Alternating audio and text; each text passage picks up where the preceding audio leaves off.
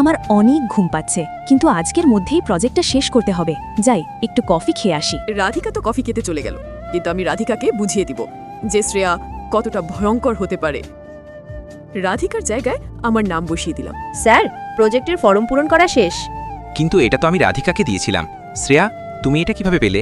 রাধিকা বলেছে এত বড় প্রজেক্ট নাকি সে হ্যান্ডেল করতে পারবে না, এই জন্য সে আমাকে দিয়েছে, তাই আমি এনেছি। ঠিক আছে, তুমি এখন যাও, ক্লায়েন্টের সামনে আমাদের দেখা হবে।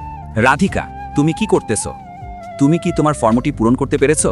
স্যার, আর একটু বাকি আছে। এই রাধিকা, দাঁড়াও, তুমি চাইলে আমি কিন্তু তোমার ফর্মে পূরণ করে দিতে পারি। তোমার তো অনেক লেট হয়ে যাচ্ছে। ঠিক আছে শ্রেয়া, দাও তাহলে।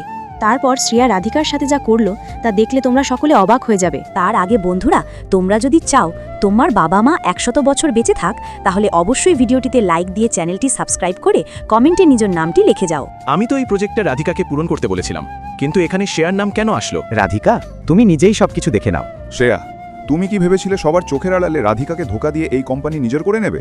তুমি রাধিকার সাথে যা যা করেছো আড়াল থেকে সবকিছু দেখেছি আমি। এখন থেকে এই সবকিছু রাধিকার।